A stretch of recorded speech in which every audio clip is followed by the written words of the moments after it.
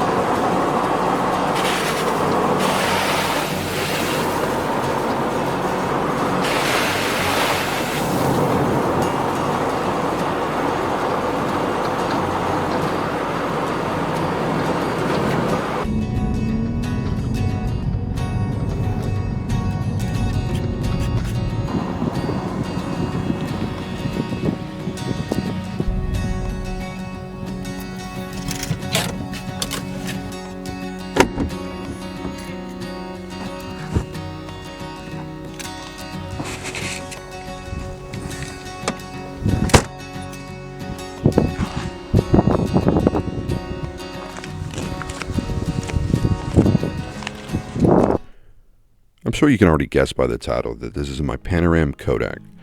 It's a No.1 Model A or a no-letter version.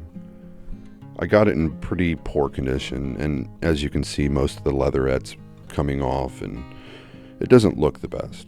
But I was able to use a patent that I was downloaded from Google Patents to get this up and running. One of the main arms inside for the mechanism had bent itself into an awkward position, which was preventing me from being able to use the shutter swinging motion. This camera is probably from around 1900, as the letter A version was only produced for about a year before they went to the Model B. To load this camera, you'll need to pull 2 tabs on the top of it. It's easiest to do this if you move the camera onto its back, pull the tabs, and then remove the front. After this, there are 2 more tabs to unlock the bottom. There's a spool holder for both sides, one for the take-up and one for the new film.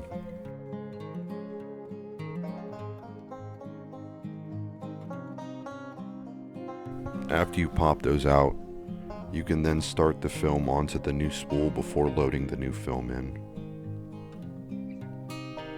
This takes a little bit of finesse because it's not supposed to take 120 film. This camera was originally a 105.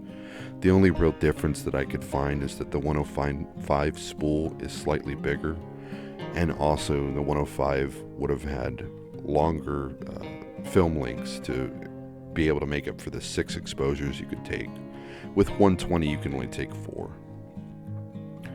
Once you get the film pulled to the other side, you're just moving the film advance knob, and then the tensioner plate falls down, and then you lock down the spool and you're off to the races. Reinsert the front of the camera back into the rear portion and make sure that the pins lock in place, and you're light tight. You'll want to take and advance the film to the number 2 position in the rear window. Make sure you cover the window afterwards. You really don't want it to get in there. And the frame counter is 2, 6, 10, and 14.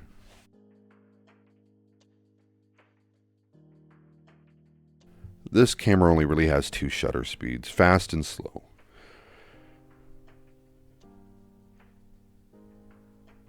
Slow is about 1/50th of a second. And fast is about 1/100th of a second. It does have an included built-in optical viewfinder, but it's not the best, at least not mine. Mine on my camera is not very good. The flap itself is very difficult to open when it's in the closed position. The big issue that I have with it is it's dead center on the camera, but you only get about 1/5, maybe a little bit more, maybe a little bit less worth of a view. Looking down the rear nail to the front right nail, everything from the left of that will be in view.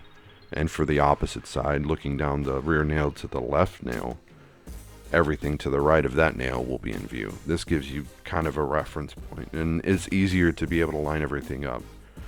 One good thing the optical viewfinder is good for is centering up an object. So if you're framing and you want to find something to specifically focus on dead center, you use the optical viewfinder. Otherwise, I'm not a fan of it. Most of the time I keep that flap closed. The original level that came with this camera would have been a ball that sat inside of a glass compartment, but the glass in the ball is gone.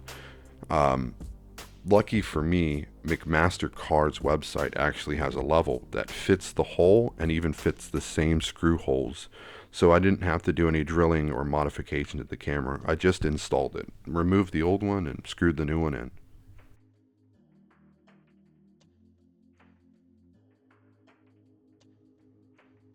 Only the issue that I really have with this is that it's slightly taller than the original one, so you have to be careful when turning the shutter from left to right position. But that's pretty much it. As far as using the shutter on this camera, that's all you do. If the shutter is pointed the opposite direction, you move the lever on top to that position and then press the shutter button. The detent closest to the optical viewfinder is fast, the one closest to the level is slow. Anyways, here's a few of the photos I've taken with the camera so far. I've ran Delta 100, Pan F Plus, as well as Kodak Gold Portra 160. It's a pretty fun camera. I enjoy it. I have a larger one coming soon that I would like to make some film for, similar to the Alvista 3B. It'll be making a 4-inch negative, I believe. Sorry, no, it'll be making a 3.75 inch negative by 12 inches. So that'll be fun.